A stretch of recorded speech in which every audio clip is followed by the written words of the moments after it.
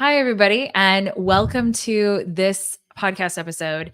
And in this episode, we're talking about the slow poison of an endless fantasy.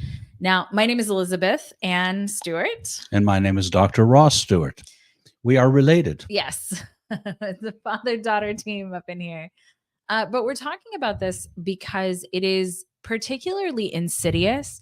And it's one of the things that I think if this were the only intervention that someone was going to make in their life, it would probably make the biggest difference. I've thought the same thing. I've been observing this for decades now, Mm-hmm. and I've dealt with, I lost count as to how many people when I was in private practice Yeah. who said, I am profoundly disappointed in my life. Well, Tragically. and how often have you watching this have you felt disappointed in your own life too? And I know that this is particularly important to me because I've fallen in this trap too. I've absolutely fallen in this trap. Anybody who has any exposure to social media falls into this trap.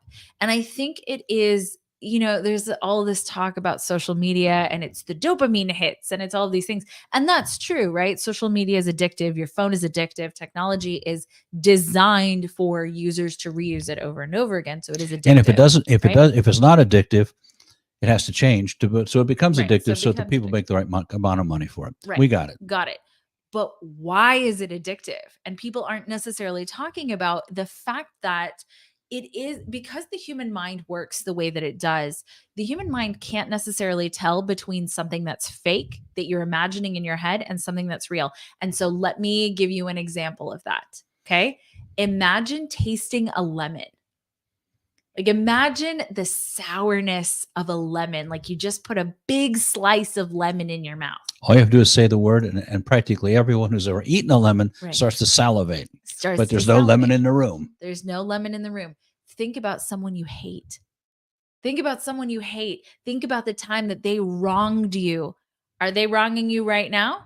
Probably not, right? You're just having that thought. So the body physiologically reacts to the thoughts that someone is having.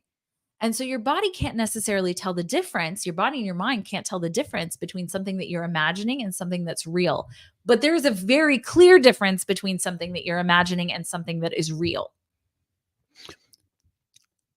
I've had the opportunity to explore some of the most interesting people alive. Yeah. That is, I know them. At least I knew them while they were alive. Mm-hmm. And I got to really talk to them. And one of the recurring themes was they were disappointed, even though they were now worth $1 billion. Right. Because they could imagine being worth $2 billion. They founded and headed a major corporation, but they could have done it so much more. Mm-hmm. And going, what a way to torture yourself. It is. It is absolutely torture. And it's the state that most people live in. Either the state of being in the past. So imagining things, thinking about things that happened to you in your childhood, something that happened last week, an hour ago. So living in the past or living in the future, which is the endless fantasy in both directions. Yes. The future of what could I be? What kind of house could I buy? What kind of car could I have in the future? What could my career look like in the future? How magnificent could my personal relationships be? Right. Just on and on and on. Right. I had a close friend who many years ago went to see a James Bond movie. And James Bond had an Asian girlfriend. Mm-hmm. He's young, naive. So he went and he found a Chinese girl at the school he was going to and married her. Because he wanted to be like James Bond? Because he thought, this is my James Bond could have this fabulous, so can I. It turned out to be a nightmare beyond nightmares. Yeah. He didn't understand the culture. He didn't understand the language. She had no idea how to be a wife to an American. Yeah. It just went on. And it ruined 3 children and ruined both of their lives. Well, and that's the issue with living in a fantasy instead of living in reality. Yes. So I wanted to talk about this because there, most of you watching probably found me through Geopolitics and Conflict. And there is a very important sense that we must pay attention to what's going on in the world. The problem with that also, though, is that number one, you can't do very much about it. Right. You can do what you can do about it. So I'm not saying you can do nothing about it, but mostly, there's not a lot that we can do for, a lot of these situations. We're not in the room, we're not deciding these things. What you can do is make your life work. What you can do is make your life better. What you can do is live in such a way that you are very hard to manipulate, because the Oh, good happier someone observation. is, the better their life is, the less likely they are to be manipulated by mass media, by politicians, by the things that are going on in the world. If you have something really worth it in your life, you're going to fight to keep it. But the problem is that if you're always looking forward, if you're always looking backwards, if you're always looking externally at what's going on, you don't ever take the time to develop your life, your internal situation. And about the time you're focusing on yourself, there are any number of people around you who say, you're being selfish, you're Yeah. being self-centered, you're not paying attention to me and what I need. And going, the whole point of this life seems to be active self-interest. Right. That's not greed, that's not selfishness. It's not. It's you're here to take care of yourself first. Yeah. And if you do that well enough, you actually might be able to help other people to take care of themselves. But then it's an active choice. Right. But you are the center of your life, no matter what you've got to say about it. Well, in this, and especially in the sense that, there's a big thing going on in the world right now where, people have a mess in their yard, right? Like, let's say you are a house and your yard is full of leaves and there's junk in the yard, but then you look at somebody else's yard and you say, well, they need to clean up their yard. Okay. You can't dictate whether that person cleans up their yard or not, but you can dictate whether you clean up yours. And so the thing is, it's easier to look at the other person. It's easier to go in and scroll social media and say, oh, I would love to XYZ. I'd love to have that house. I'd love to go on that vacation. I would love to have this. I would love to have that. That's easier. If you sit and really look at the problems that are in your own life, most of the time you're probably going to feel like they're, number one, insurmountable, which they are not. And number two, you're not going to have any idea how to tackle them. The thing is, we have somehow all been taught that we need to have all the answers before we start doing something. Oh, good observation again. As opposed to everything is complicated Mm-hmm. and you have to have incoming data as to the effectiveness of what you've done Mm-hmm. to know what to do next. Yeah. You can't have a complete plan because you can't anticipate all the things you're going to face. Yeah. So I'd like to say it's problematic, but I don't like the word problem anymore. Well, it's just a situation where you don't have what you want yet. right. Now the challenge is being so responsible that you actually work through, what do you want? Mm-hmm. What do you want to fill your life with? Not being Batman, not being a porn star, not being a famous actress who lives in those things are just ridiculous for practically everybody. Right. And the media is full of giving you role models of people who, by and large, don't exist. Right. But in fantasy, they do. When boy, their lives are Mm-hmm. exciting, they are dramatic, they are fulfilling, they are all these things that normal people are never going to experience. Well, and so I can tell you, I don't talk a lot about myself on geopolitics and conflict, but one of the things that I did that allows the show to be possible right now is I lived in Los Angeles and I went for a master's degree in television production. And one of the things I can tell you from being around celebrities, they're absolutely not what you see. I watched people that you would know very well. I watched them doing drugs in the parking lot. I've watched them do horrible, horrible things to themselves, to other people, and they're not living the life that you think that they're living. And one of the things that I talked about earlier on geopolitics and conflict is that movie magic is real. And these people that you think exist, they don't exist in the way that you think that they do. And it's coming out now, actually, interestingly enough, with AI. So Sports Illustrated just came under some heat for having AI generated art, columnists, right? So AI generated journalists. I don't know if you call Sports Illustrated the writer a journalist, but AI generated journalists writing AI generated articles. And so, these are fake people writing articles that, ChatGPT or something like that wrote. Yeah. Okay. So, but this is a person that is that looks and feels real, but it isn't a real person. And media has been doing that with celebrities for as long as media has existed. Because if you saw the reality of who and what those people were, you wouldn't worship them in the same way. And because we don't have monarchy here in the United States, there had to be a replacement for that. And so what we have celebrities, right? Right. Who are living very curated types of lives, and you're seeing what the people managing them more or less want you to see about them. So they're an illusion. They're an absolute illusion. And the people, it's not a secret. The people who work in that industry absolutely understand the level of illusion that it is. And there's millions of dollars dedicated towards that illusion. Maybe billions of dollars, quite frankly, probably towards that illusion. Entertainment is a big business. The problem with entertainment, because, I'm not going to villainize any of this. It's not about saying that it's bad.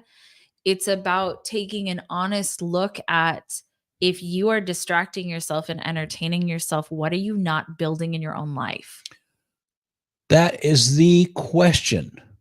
If you and I, probably for decades now, have been discussing distraction. Mm-hmm. Distraction away from your own well-being. Yeah. Going, watching somebody else have a real life is quite entertaining. And that's why they call it entertainment.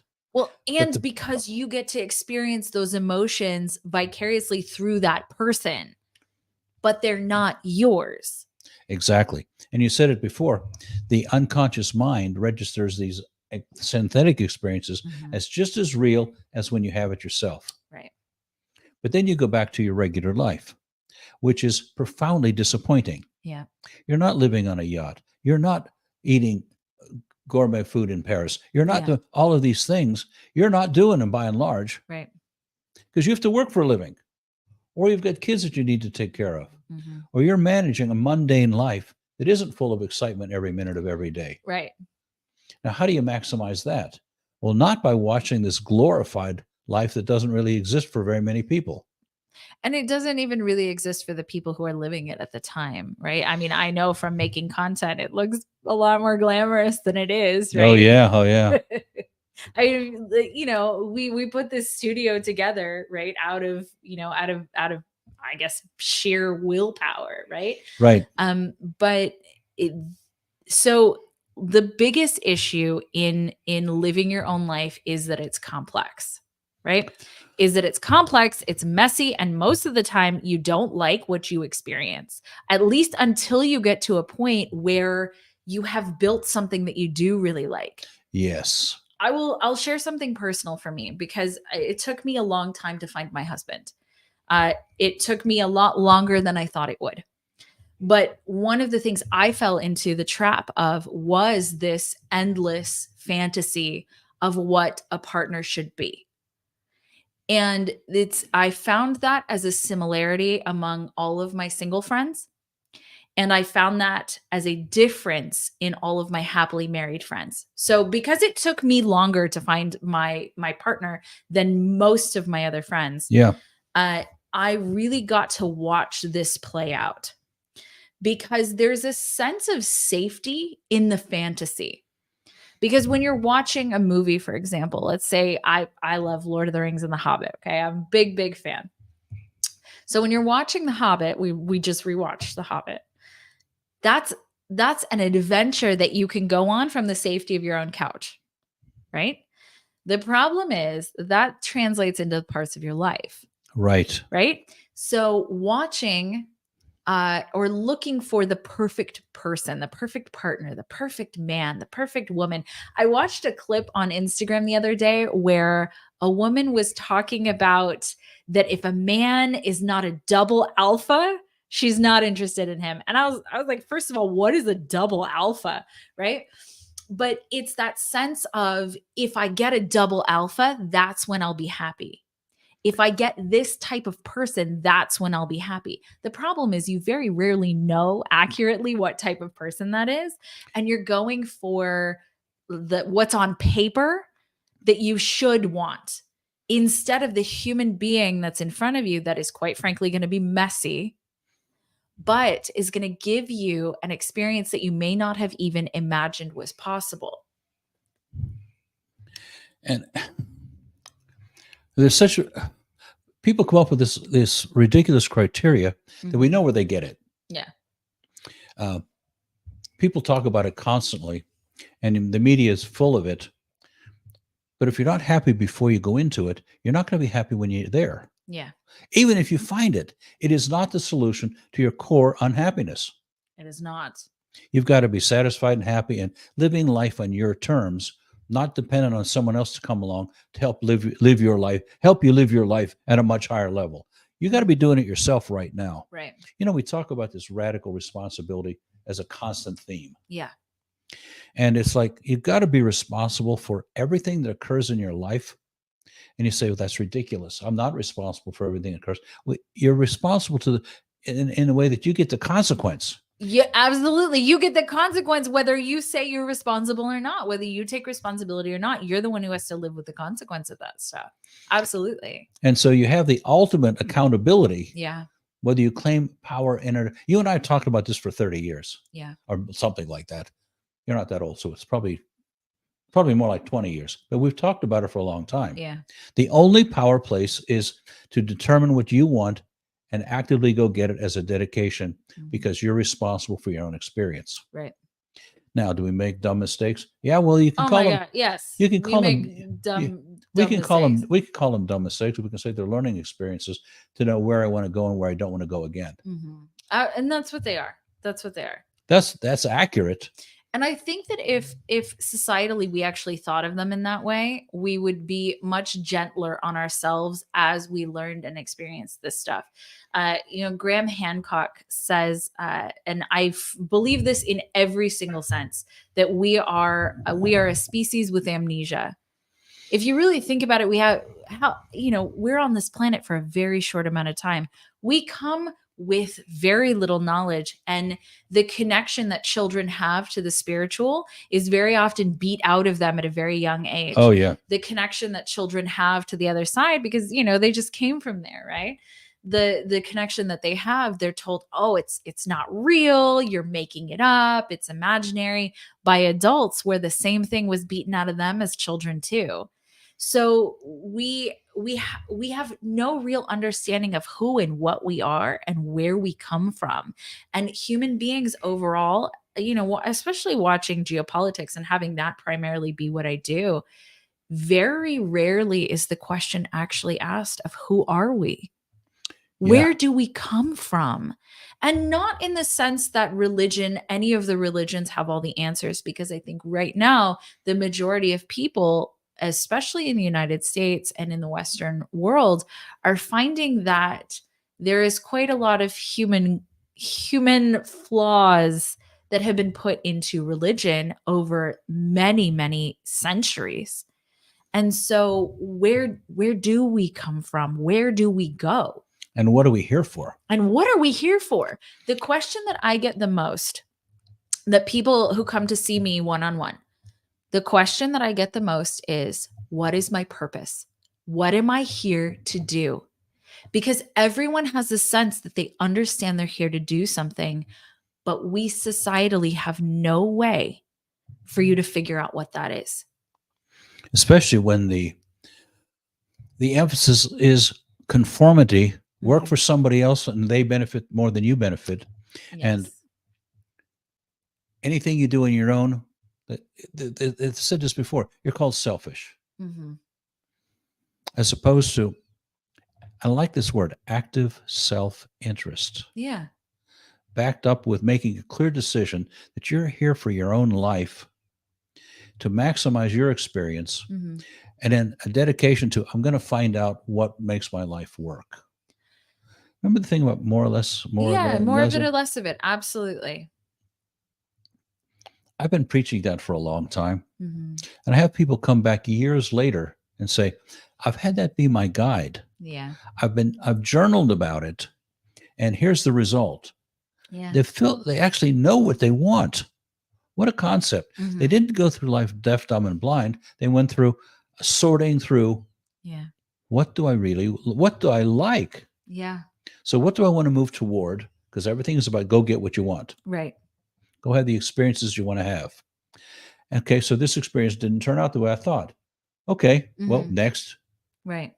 Well, and looking at the situation, so especially in the beginning when you're coming out of more or less this kind of sleeping state where you've had your life be on autopilot in some ways, Which right? is almost Which everybody, is almost including everybody. us. I mean, we're I've not. done it. I've absolutely done it. Although I will say that from a very young age, that is not, I've been awake for a very long time. And there's been a lot of pain associated with being awake and aware that I think a lot of people shy away from. As you've heard me say so many times, you came into this life determined, I sure did. highly energetic, and you're going for it, Yeah. whatever it is. Mistake, not mistake. You can't even call it a mistake. It's a Yeah. learning experience. I like that way of looking at life. So You don't even have to you don't have to blame yourself. no. How about we be kind to ourselves and say, it just didn't work out the way I wanted it to. Yeah. I want something different from that, and now I know it. And what can I learn from the experience that I just had? Because I'll use geopolitics and conflict again as a example of this. We're maybe 400 and some videos in. I can tell you the amount of things that we did wrong, that we did right, but I looked at every single one and I said, okay, what of this worked and what do I want more of and what do I want less of? Right. And over time it evolved into what it is right now. And it also allowed me to look at my life as an adventure and as a journey. Because when we watch movies, for example, we read books, those people that we read the books about, their journeys are never a straight line up. Their journeys are never without conflict. They're never perfectly easy. We're not interested in that because that doesn't seem to be how this works. This world, we have sorrow and pain and grief and challenge baked in, if for no other reason than we lose the people in our lives. Yeah. Everyone dies. Yeah. And so you are guaranteed that sense of loss and that sense of pain. And certainly not everyone's going to be nice to you. And certainly not everyone's going to like you. Not everyone's going to be nice to you. Not everything you do is going to work. And so how to reframe those things in a way that makes it a journey for you, makes it an adventure for you instead of I'm a failure because of it. The absolute, let me back up. There's something called the usefulness criteria, which we've talked about a lot. Yeah. And I'm going to repeat something that you and I have talked privately about. I had a particular experience, and I came out of that experience saying, I feel bad about the people I've hurt in my life. Yeah. I regret it. Yeah. I own it that I did it. Yeah. And I was in a conversation with someone and said, well, don't you want to resolve your bad feeling? Mm-hmm. And what did I say? Absolutely not. Yeah. And they looked at me like, well, why not? Because you're suffering. It's not like I'm suffering from it. Mm-hmm. It's like I use the usefulness criteria. How has my brain organized itself to find that to be a usable experience? Well, right. How can I prevent from doing it again? Right. And so I have this very clear memory of I didn't like what I did. Yeah. I didn't like the consequence of what happened to me or to other people. And so I have a guard standing sentry at that pathway. It says, you're not going that way again. Yeah. It keeps me very considerate of the experience of other people and my own. Yeah. So I'm not saying I'm awful because I did those things. Oh no, everyone hurts people on accident. I mean, that's unfortunately life. And I did it on purpose sometimes. Yeah. Do I feel good? Of course I don't feel good about it. No. But it's useful. Right. And if you don't have the usefulness criteria to respect these parts or patterns in your personality, you're going to condemn yourself for doing the right thing. Right. So I can't encourage people enough to start asking the question, well, how's what I'm doing useful to me leading the highest quality life I can? Yeah. So I can't emphasize usefulness criteria enough. Yeah. Well, and something else that you said that I think is particularly valuable, especially as we're talking about this topic, is not just that not just that it's useful, but that every single part of you actually has a purpose that is designed to protect and keep you safe in one way or another. Yeah. Oh boy, is that the truth? The issue that comes is that we didn't evolve in this complex of a circumstance. One of the biggest issues I find among people who come to me and the people that I talk to overall is that life is more or less meaningless. Because initially, when we evolved to matter to our communities. Yeah. We lived in smaller communities, so every single person in that community mattered. It counted It for counted. survival. For survival. Right now, we live in very, very large communities, and very rarely is one person critical, almost if ever, because there's always someone who can sort of step in and replace that person. Even look at our highest level politicians and celebrities. There's always someone coming in to replace them, to replace them, to replace them. And so no one here is irreplaceable. No one here really matters in that sense, right? So I read this statistic, which makes me very, very sad and has given me, I guess, extra energy towards doing what we're doing right now, is that suicide rates in the United States are the highest that they've ever been. And it comes, in my opinion, a lot from a sense of, number one, that there's a hopelessness about the world, that, we're about to enter into World War III. It's nonstop fear. It's nonstop pain. The COVID years were very, very hard on people. Very hard. We lost people. We did lose people, and not to COVID. We lost them to suicide and other things. And so there is a very important piece of this, that you actually have to now go out and find your own meaning. You have to find people to be meaningful to be critically meaningful to.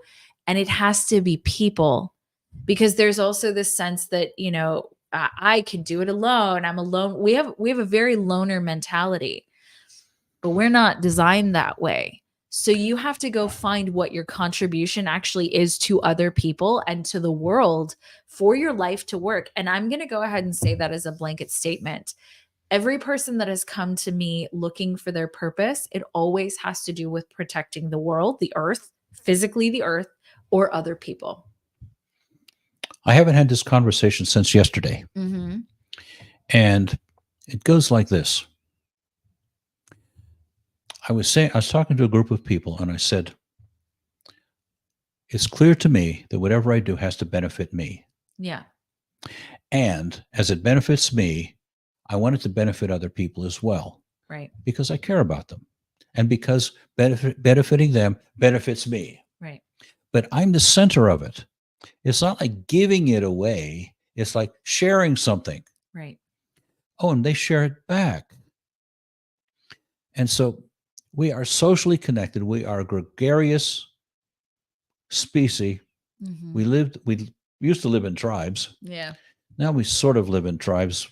You know, that 107 people that you know in your life. Yeah. I think there's some Something real truth like to that. Yeah. I tried to figure it out once and actually counted 107. Mm-hmm. I have substantially more, but I'm particularly You're out there. I love community. The people in my life mean absolutely everything to me. It's my favorite part of my life is the community that I have. Yeah, I've seen it in action for a long time, and you're really out there. I genuinely love people. I know that's crazy in a world that says human beings are like the cancer of the earth. I don't believe that. I love people. Anyone who says human beings are a cancer on the planet hates humanity. Yeah. As opposed to every child born should be cherished. Yeah. Planned and cherished. As opposed to the birth rates falling to below replacement. Human beings are no longer cherished. No. And that's been for years. That's been a campaign for years. And this is part of the endless fantasy.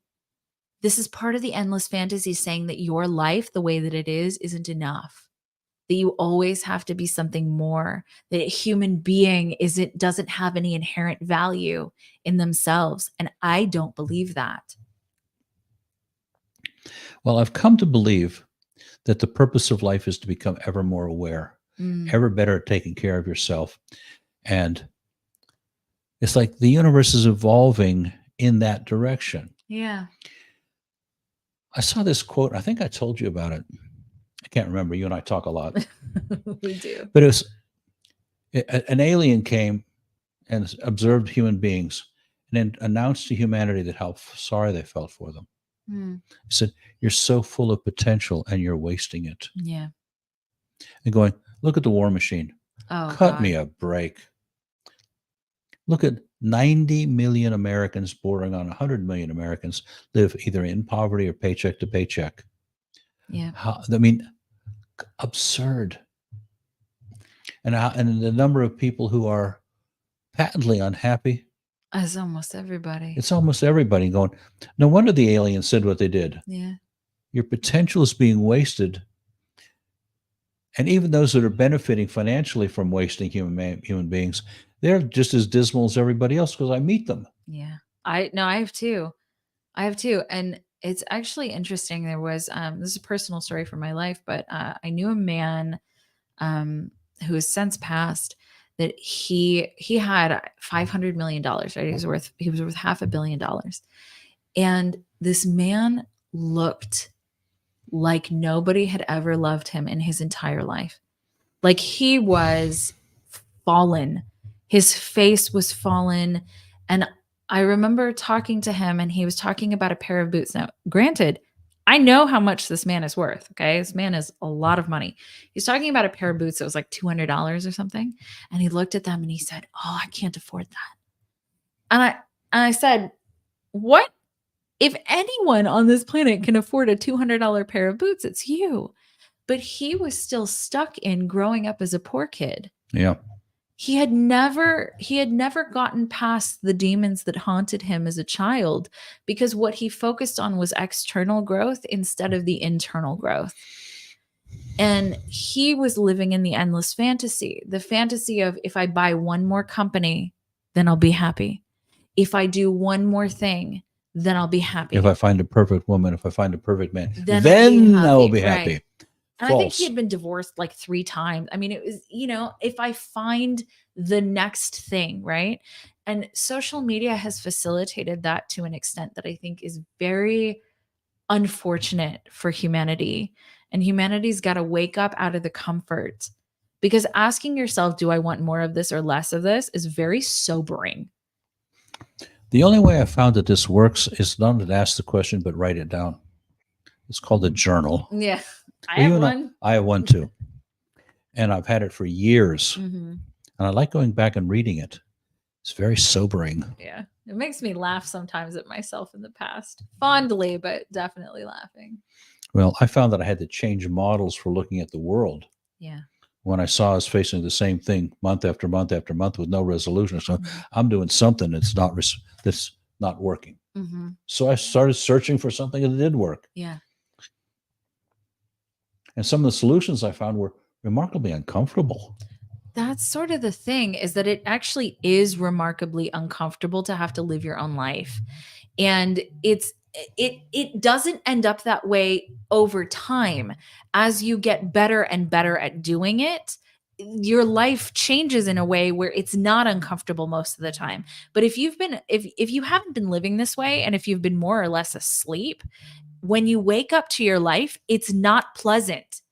It's not a fun experience to wake up to your life and realize, more or less, it's either you've been sort of floating in the wind or living out what someone else's expectations are for you. Many, many people live out the expectations of the people around them. Of course they do. Their parents wanted them to be this. Their peers want them to be this. Somebody else, whoever says that they should be this. So you're living somebody else's, what someone else wants for you. And so when you wake up to the reality of your life, it's very often unpleasant and uncomfortable. And you have to work your way out of a hole, which is not easy and mostly not fun. Give you a concrete example. For years, I've been preaching personal power. Yeah. You are accountable for everything that happens in your life. Unconsciously, Mm-hmm. I was blaming other people. Mm-hmm. Going, I didn't realize I was doing it. And I got a hard emotional slap in the face when it came to me. That is what you're doing. Mm-hmm. You're blaming other people when you did it. Yeah. I'm going, I'm too old. I'm too smart. I'm too mature for that. Here, And bring your microphone a little bit forward. There? Yeah. Like here? Yeah. Okay. That's probably good. I'm going, how could this happen? Mm-hmm. Well, I know how it happened. And the journal told me that that's what was going on. Yeah. So, well, the thing is, it's easier. And I have a lot of sympathy for humanity as a whole. I have a lot of sympathy for myself. I mean, God knows I've struggled. God knows I've suffered learning a lot of these things on my own, because right now there's a big surge of people starting to talk about these things. But, growing up for me, and certainly growing up for you, these conversations weren't allowed. Going to therapy used to be something as seen as taboo. You couldn't go to therapy, or something was really wrong with you, right? And so these conversations are just now really starting to come into mainstream focus, because life is hard. It's hard and it's confusing. And mostly people feel deeply alone, because one of the other things that people don't know how to do anymore is listen to each other. And so, isn't that the truth? It is the truth. And so there's an interesting phenomena that if you tell your story to someone else, and you repeat it over and over and over again, very often it loses its emotional spark. You get disconnected from it like that? And so talking to somebody else, having somebody else understand you, alleviates pain in a way that nothing else can. If you have someone that's deeply in rapport with you, who's in it with you, listening to your story, all of a sudden it matters in a different way. And you feel like you're not alone anymore. Especially if the person listens and doesn't give advice. Yeah. If you give advice, you've just killed the whole thing. But people don't know that, right?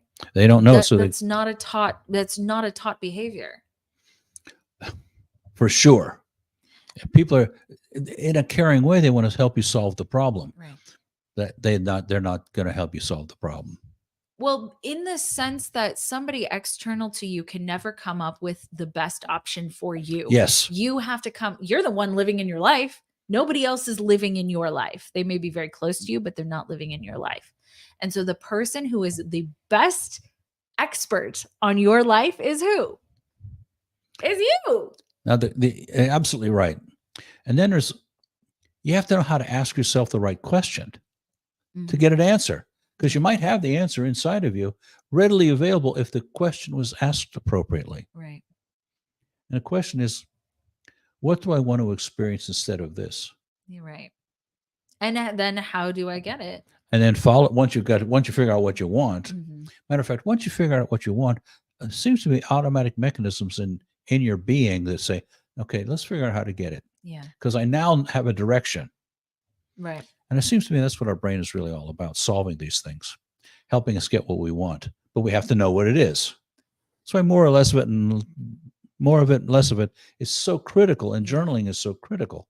So you actually have the knowledge and information about who you are. Right. And who you can become. So there's an interesting phenomena, right, that is very simple in terms of understanding how the human mind works, right? And you can do this test. If you ever wondered how the human mind works, this is a very critical thing, okay? So when you buy a new car, for example, let's say you bought a truck, right? Like a Ford F-150. I don't know, we're in Texas, Ford F-150, whatever. You buy a truck. And all of a sudden, you start seeing the exact same truck everywhere. You see it everywhere. But before you bought it, you didn't see it everywhere, right? Your mind sorts for the things that you put in front of it. Right. So that, because it's your new truck, it's relevant to you. And so all of a sudden you start seeing the exact same thing everywhere. Was it there before? Yes. Yes, you didn't notice it. So when you ask yourself, what do I want more of? What does that do? It puts your truck right in front of your face so that what you can now see is more of whatever it is you want. This is really useful kinds of information for people, Mm-hmm. because what you just said is, if I get a clear vision of, or a clear understanding of what it is I want, Yeah, it's going to show up. it You is. can't help it. And so the other part of that though is utilizing it, okay? Because it's one thing seeing opportunities, but we fall into traps all the time. We have traumas, we have bad programming, we have ways in which our parents screwed us up, we have ways in which society has screwed us up, right? The amount of times that that I have seen or been exposed to the thing that I wanted, but number one, I couldn't recognize it as the thing I wanted. Yep.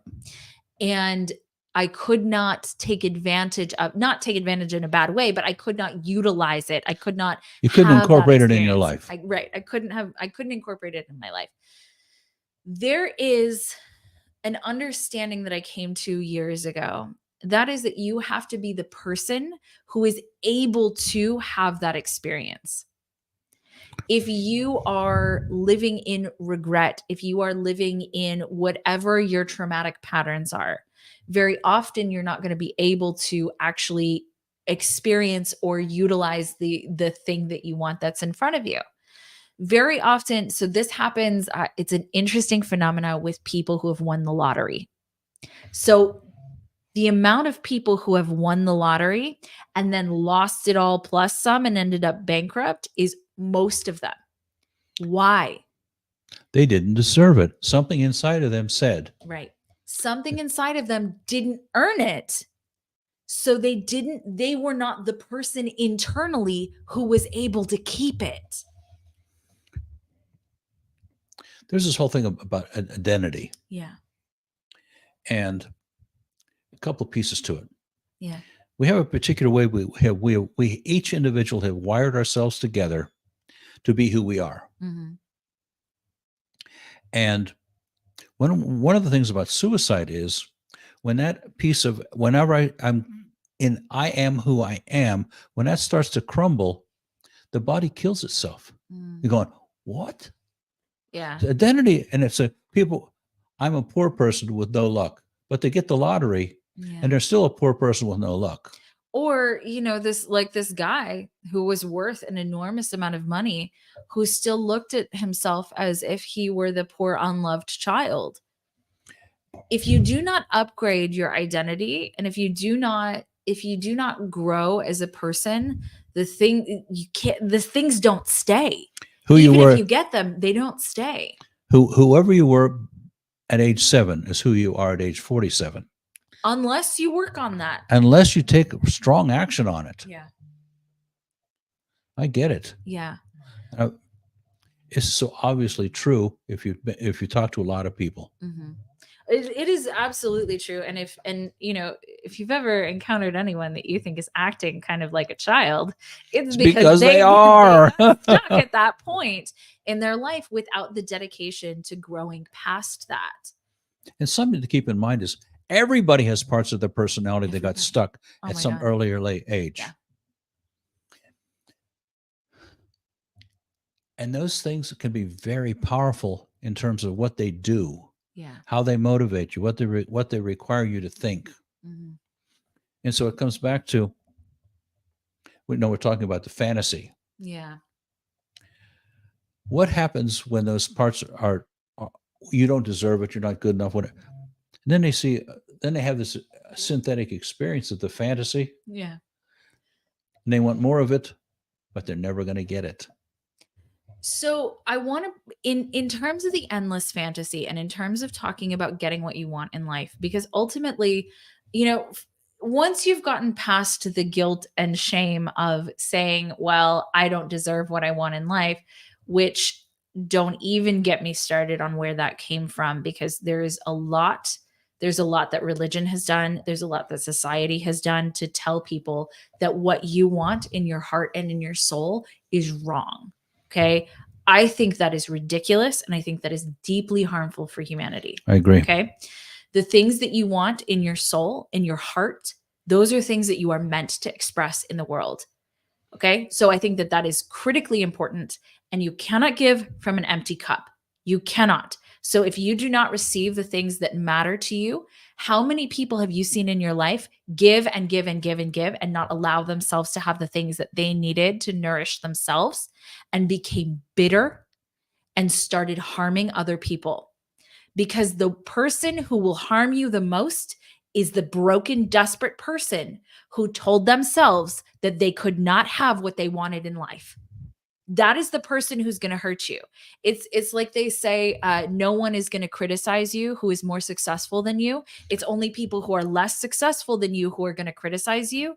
And why does that happen? Because that person denied themselves their own expression. They denied themselves the things that needed to come out and they needed to have in their own life for whatever reason. A lot of people do it because they think it's the right thing.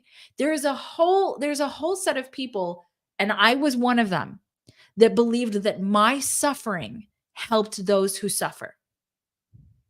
It's a huge thing to sit and say, okay, well, I can't have because other people don't have. So I need to be in it with them. I need to support them by having, less. Your suffering helps no one. Talk about useless. It does. Oh my God. It does not meet the usefulness criteria. No, it doesn't. And it doesn't actually help the people you think you're helping. I have any number of people over the course of a long life who want to give me critical feedback or want to give me good advice. And the very second I realize what they're doing, I say, I don't want to hear it. Yeah. You don't have my permission to do that. The answer is no, don't tell me. Yeah. And they look at me like, what do you mean? I'll be very clear. I don't want you to do that to me. Well, and they think I'm rude or something, but I'm taking care of me. The thing is also, because I understand that, and boundaries are very important, and boundaries are love, because the people in your life will want to honor and respect you. They just likely don't know how because you haven't told them. So a boundary like that is you do not appreciate unsolicited advice. And that is a boundary. And I think that's deeply helpful in terms of, in terms of building a deeper relationship with that person because they're not violating your boundary. A thing that I think would serve humanity overall is to look at humans as if they are the flawed, trauma-ridden beings that we are right now. Because the people that are hurting you, or the people who are giving you unsolicited advice or whatever it is, and it doesn't justify someone hurting you. So first of all, stop them hurting you, whether that's getting out of the situation or whether that is whatever that is, stop them hurting you first. Okay. Even if you have to put them out of your life. Right. Even if you have to put them out of your life, put a boundary there. It's critically important. Okay. But the other side of that is right now, no one has it easy in this life. No one. I don't care. I have met extremely wealthy people. I have met people with the most amazing relationships. I have met people who have every single thing you could possibly imagine. And they had traumatic childhoods. And they have this and they have that. And horrific stuff, right? Stuff that you can't, because people tell you and I everything because we deeply honor the things that people tell us. People tell us everything.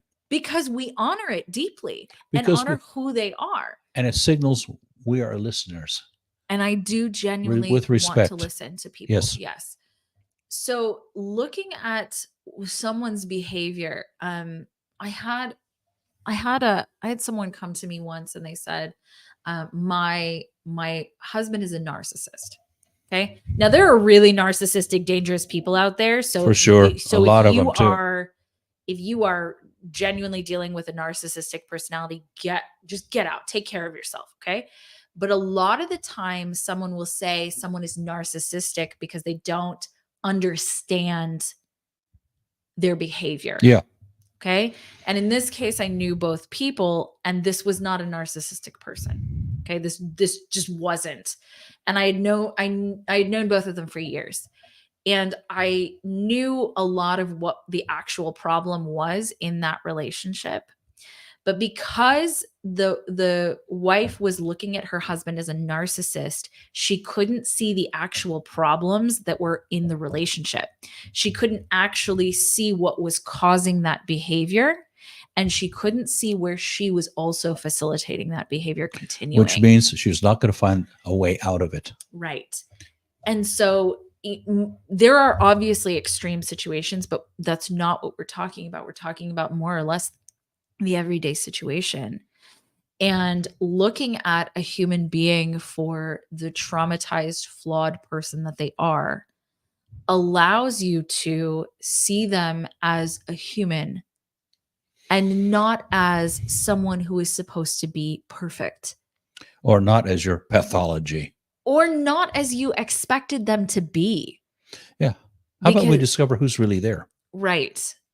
And interact with them on that basis, select them or deselect them. Right. In terms of what's real. Right. Boy, is that a challenge. And what does it require of you? You need to pay attention. Yeah. You need to be curious. Absolutely. And you have to stay on top of who am I in this circumstance? Mm-hmm. Well, and that's the hard right.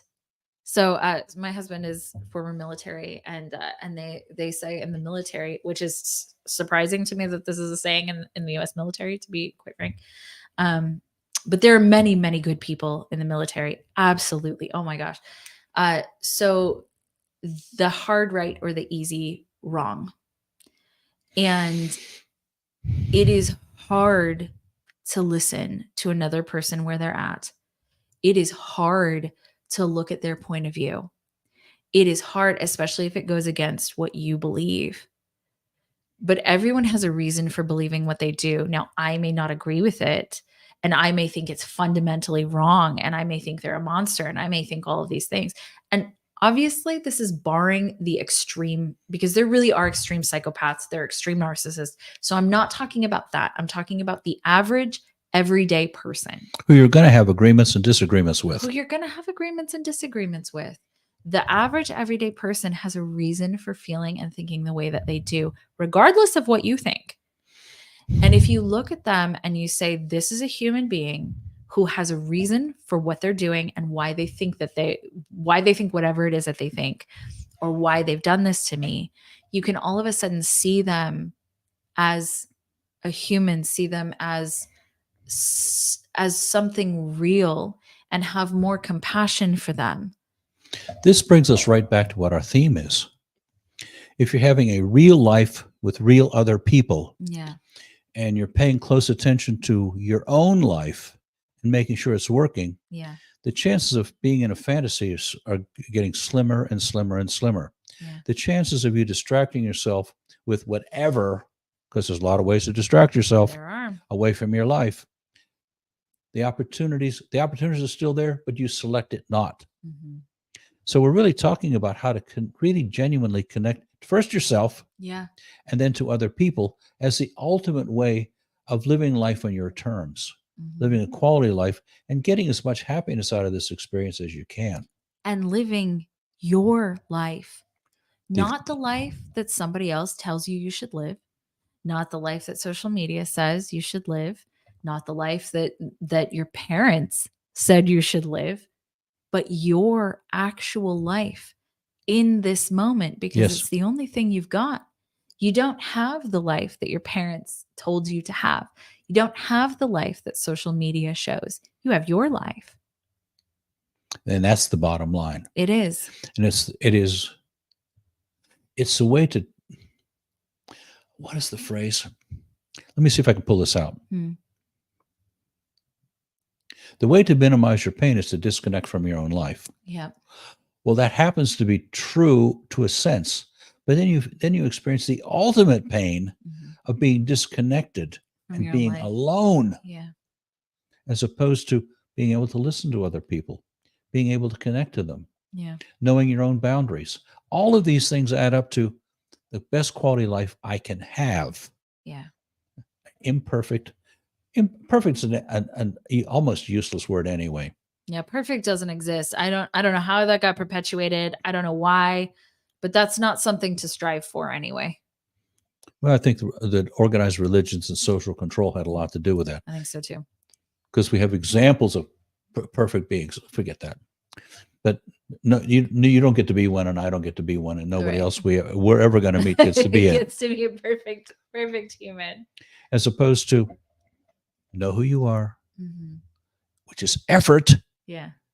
and you get consequences for it, which are sometimes unpleasant, Hmm. but by and large, it makes your life worth living. Well, and it makes it an actual life. It makes it an actual life. Uh, it's deeply worth it to live the life that you have, and it really does get better the more effort you put into it. True enough. One of my best friend, actually, her husband, I think the moment we knew he was the right person, she said to him, she said, you know, what if, we get old and gray, and you see these young women, and you want them instead? What if you think the grass is greener on the other side? And in his wisdom, he's a very like down to earth guy, right? He's He a is. I very know down to him. earth guy.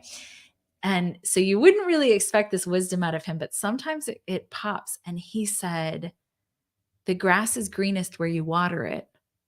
Oh, And that's the truth, I right? didn't know he had that in him. I didn't either, but he said that, and all of us were like, okay, you're the right person. And but he's right. The grass is greenest where you water it. And if you water a fake life, Yeah, that's what you get. it's what you get. If you But water your real but it's life, artificial turf. but it's artificial turf, right? It's artificial turf, and it's not something you will ever be able to really have. It's in the life that you must water, or you will end up with dead grass in your real life, but a really nicely curated Instagram feed. What do you think? Did we fulfill our goal today? Absolutely. But we have questions. Arm me with harmony. I see you and I appreciate it. Okay, let's see. Let's see questions. Okay, question. I'm gonna put you on the screen. Possible causes for a person to put another in the center of the world and not themselves. All right, your take first. Go ahead. It's complicated, but it goes like this. How important were you to your parents? Mm-hmm. If your parents didn't say you were special, you're adorable, lovable, and worthy, Yeah. you're going to put someone else in front of you. Yeah. Because your self concept is, I'm not worthy, but they are. Well, there's a consequence to that. The consequence is your life is diminished. Yeah. And you didn't help the other person anyway. Your take? So it's similar in the sense that it has to do with behaviors learned in childhood, because a lot of these things come from that. The take is for me that without a sense of meaning and without a sense of purpose, there is no point being here, right? We're all searching for purpose and we're all searching for meaning. When you make somebody else the center of your world, let's say you're caretaking them, or you are giving too much, they are now your purpose. They are now your purpose. You now matter to someone. And the feeling of mattering is so deep in us that we would do anything to matter. And even if you look at something like celebrity worship, right? The one thing you want is that celebrity's signature. You want them to wave at you or whatever it is.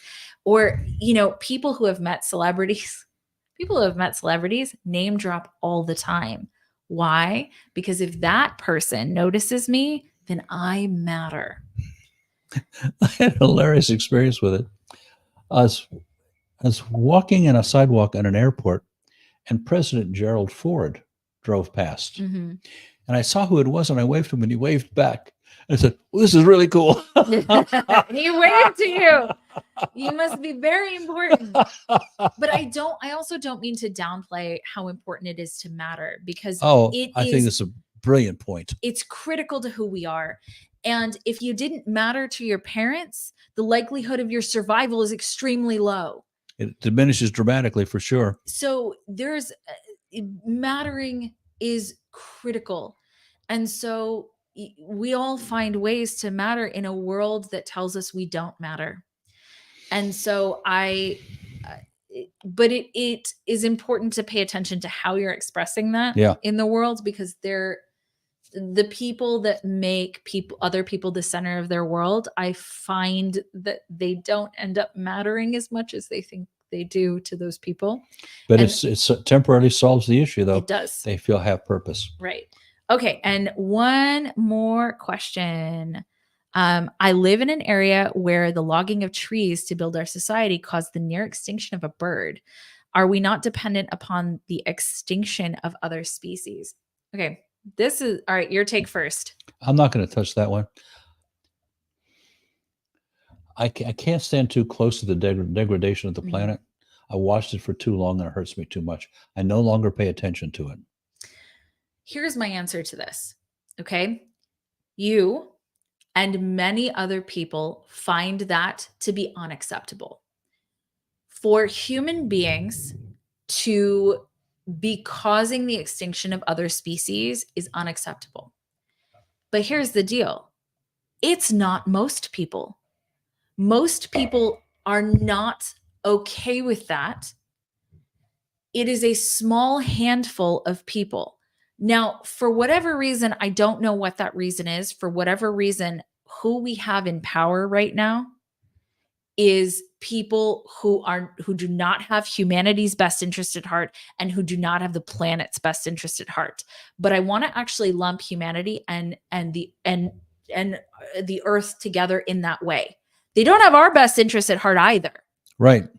And so it's like somehow all of humanity has gotten the bad reputation for the handful of people who run our country, who run our countries, who run our large corporations. That's not everybody. I was born into society the way that it is right now. You were born into society the way that it is right now. Right now, I have seen more people step up to try and take care of the earth and try and take care of humanity than I have seen at any other point in my life. So there is a very clear distinction that we make in geopolitics and conflict from the governments and the people.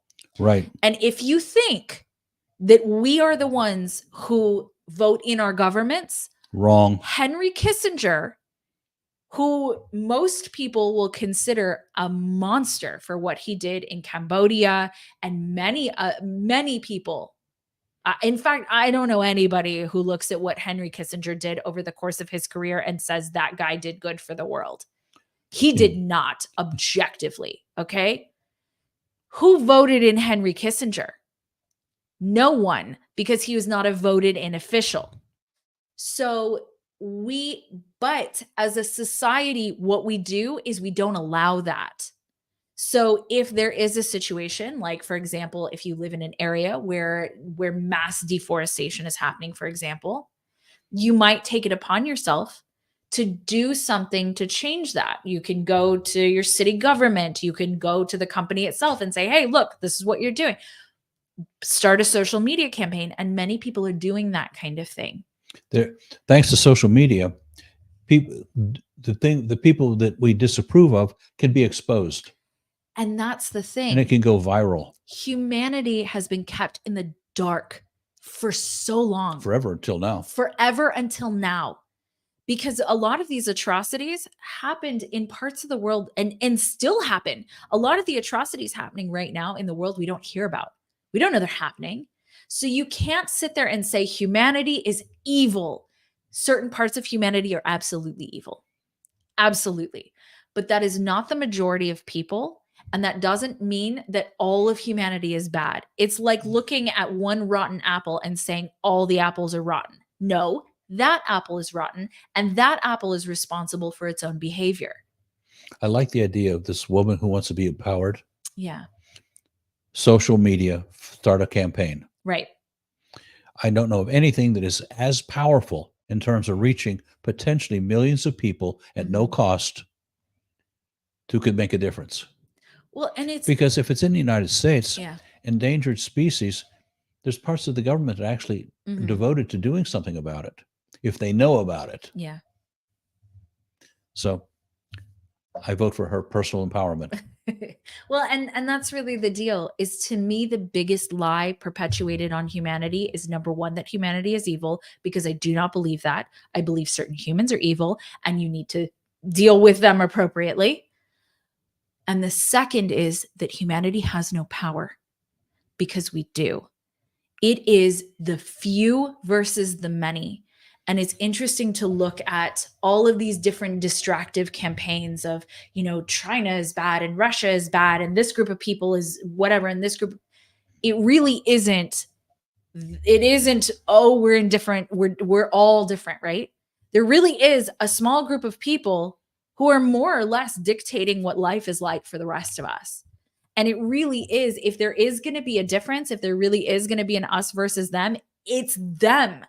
And we know who they are to a large extent. Yeah. We know who they are. We know where they work. We know what their names are. We know what they do. And likely we've been told since we were kids that those are the people to emulate. I remember being a kid and being told you could be the next Mark Zuckerberg. I don't want to be the next Mark Zuckerberg.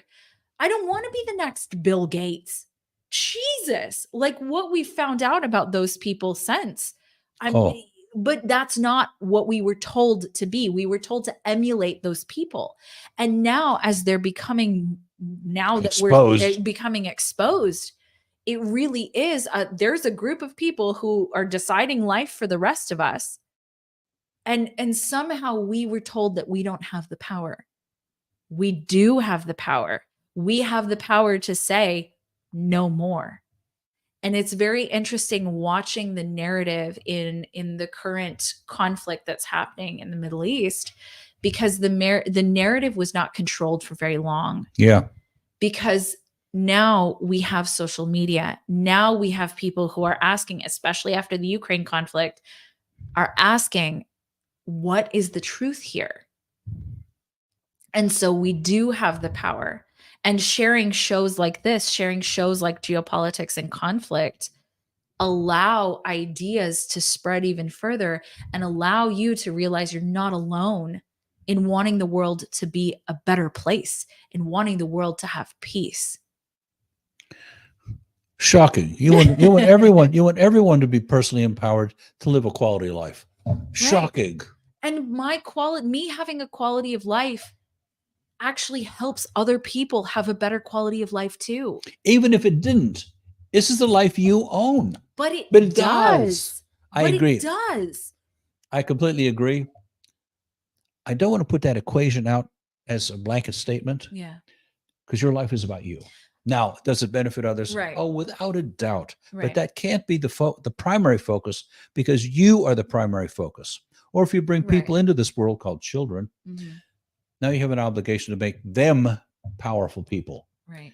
I mean, but I don't want to get too far distracted about service. Well, except as to yourself, then it benefits others. What I find, though, is that the people who come to me overwhelmingly want to do something for the world too. I don't doubt that, because the same type of people come to me. Right. I don't know if that's everyone, but overwhelmingly, that's true. The case. All right. Thank you guys for being with us. I think we're a little bit over, but thank you guys for being with us. And if you have topics that you'd like us to cover, let us know in the comments, and spread this show as far and wide as you can. I'm going to be doing more sort of standalone videos, because the wealth of knowledge that we have here in this space, we have decades of experience. working with one-on-one with people and working with large groups of people. And I think that the one thing that could probably benefit humanity is to understand how humans work. If you understood how humans work, you would be able to live a much better life and do a lot more good for the planet. So we hope this was beneficial to you guys, and we will catch you next time. Any final words? Good night. Goodbye. Adios. Bye. Thank you.